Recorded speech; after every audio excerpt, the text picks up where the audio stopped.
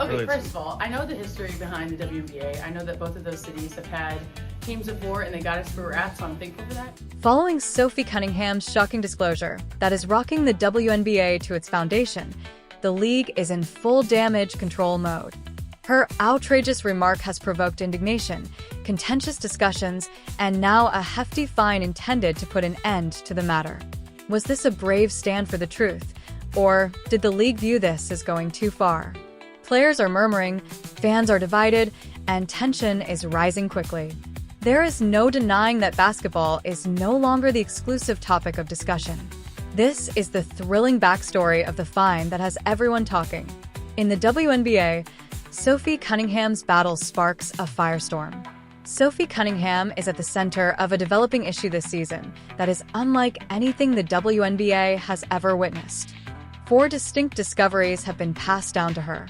An uncommon and severe reaction from the league for a player who is still becoming well-known. It all began when Sophie uploaded a direct TikTok video accusing the officials of being worthless after becoming irate after a game that had dubious referee calls.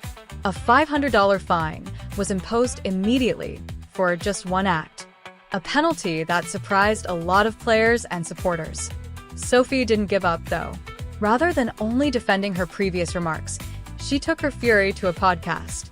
She elaborated on them, exposing a profound and pervasive discontent among players regarding the league's refereeing. Due to this audacious action, a $1,500 fine was imposed.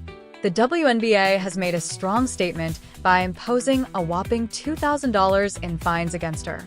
However, Sophie was not silenced by this warning. The whole basketball community has taken notice of the conflagration it fueled. The reaction was fast and intense. Social media sites exploded when Sophie supporting hashtags started to become viral.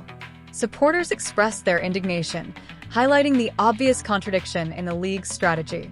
Caitlin Clark, another outstanding player, has not received a fine despite dominating games and coming under severe scrutiny over the past 2 seasons, whereas Cunningham received numerous fines for speaking her mind. The public's confusion and rage were only heightened by this disparity. GoFundMe campaigns appeared very immediately, and in a matter of hours, they had raised enough money to pay Sophie's fines. In rapid time, petitions calling for fairness in the imposition of fines and transparency in officiating amassed thousands of signatures. The demands for reform were unmistakable. Why penalize a player for raising awareness of an issue that many people think exists? Why disregard the demands for improved accountability and refereeing? There is more to Sophie's story than penalties and annoyances. It concerns a league at a turning point. The demand for honesty, the issue of fairness, and the conflict between players and officials are all coming to the fore. Support swells and bolder voices present the WNBA with a challenge that could change the league's destiny. The consequences of Sophie Cunningham's audacious decision have only now started to materialize. What occurs, therefore, when control and courage collide? Will Sophie's struggle spur change or have unanticipated repercussions? That will all be revealed in the future chapter. Continue to observe Sophie Cunningham and the WNBA's dispute over free expression.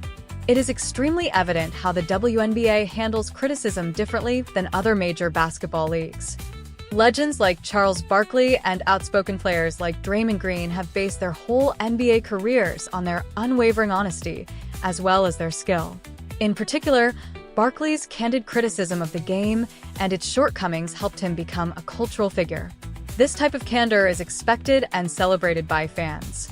It's a component of what makes sports unique. The experience of Sophie Cunningham, however, paints a different picture. The reaction was chilly as she publicly criticized officials for failing to safeguard athletes, notably Caitlin Clark. She was only expressing her frustration at one point. Then, in front of everyone, a league official drew her aside and said in a low voice, "They're going to find you again." This went beyond a straightforward rebuke. The WNBA's minimal tolerance for free expression and the severe penalties were made very evident. Speaking out carries severe penalties in the WNBA, which appears to follow a tougher playbook than the NBA's ethos of free communication. It is impossible to overlook this disparity, which begs the important question of what type of atmosphere the league hopes to establish. However, the WNBA has done something quite different from what was intended in its attempt to quiet Sophie Cunningham. Her voice has only been amplified by their penalty, which has further highlighted the officiating problems she revealed. This is an example of the traditional Streisand effect, where a story is attempted to be buried only to become a headline story. The irony becomes even more apparent in light of recent scandals involving unpunished cheap shots directed towards Caitlin Clark. Supporters have observed a concerning trend. The league seems more inclined to discipline players for their speech than for dubious or risky on-court behavior. What message about fairness and priorities does that convey? When accountability looks elusive and the penalty system appears unjust, how can trust develop?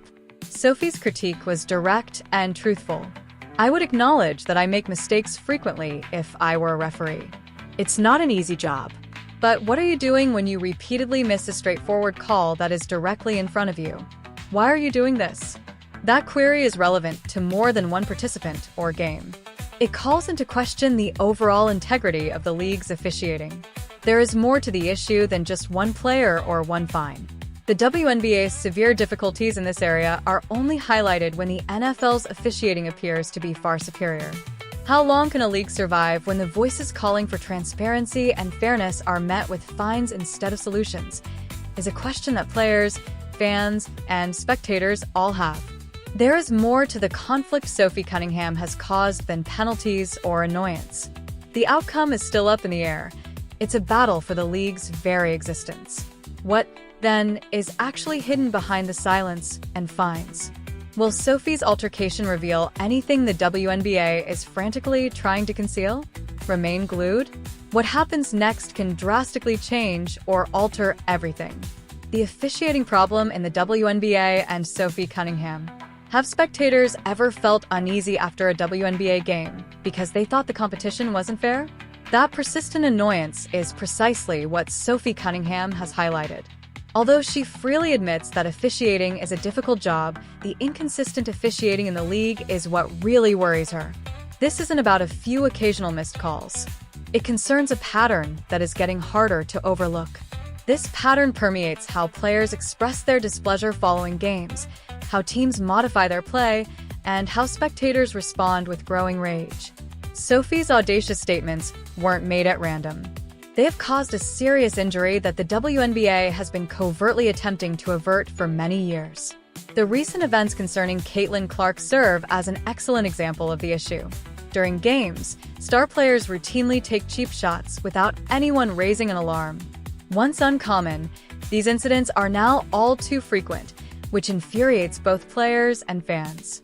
Social media and the stands are flooded with questions. Why are these infractions not penalized? Why does it seem like the league ignores this?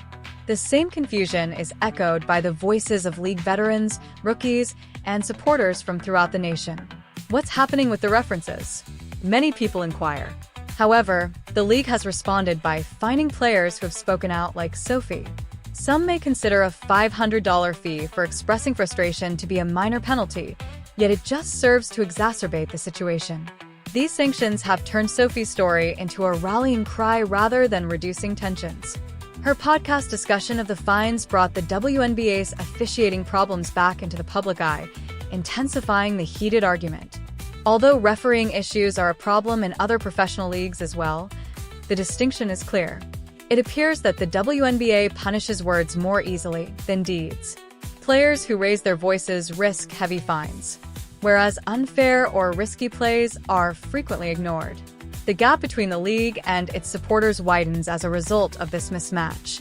It is alienating them and escalating hostility towards a system that seems more and more unjust, rather than encouraging trust and support. The question still stands: how long can the WNBA continue to ignore those who demand justice and transparency until the underlying issues become apparent? More than merely officiating problems have been revealed by Sophie Cunningham's bravery. It has led to a battle for the league's survival and integrity.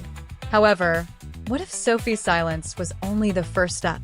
Before everything falls apart, how far will the league go to preserve its shaky reputation? Keep in touch to find out the truth. When analyzing how major sports leagues handle referee issues, the WNBA's quiet backfires. There is a noticeable difference. Consider the NFL as an example. Even with high-profile errors like the notorious no call in the Saints game in 2019, the NFL still seems more accountable. There, referees are treated as experts whose choices are freely examined and debated by players, media, and supporters. Without worrying about getting in trouble, players can express their frustrations with refereeing. Even in the face of errors, this transparency fosters trust. The WNBA, on the other hand, appears to be going in a completely opposite direction, one that prioritizes silencing detractors above addressing the underlying issues. The league has faced harsh criticism and indignation for its decision to fine Sophie Cunningham $500 and then another $1,050,000. Social media was inundated with petitions from fans calling for improved officiating and transparency, demonstrating unequivocally that stifling one player merely feeds the rage. This backlash isn't fleeting. The people will no longer tolerate unresolved issues or unspoken decisions, which is a strong statement.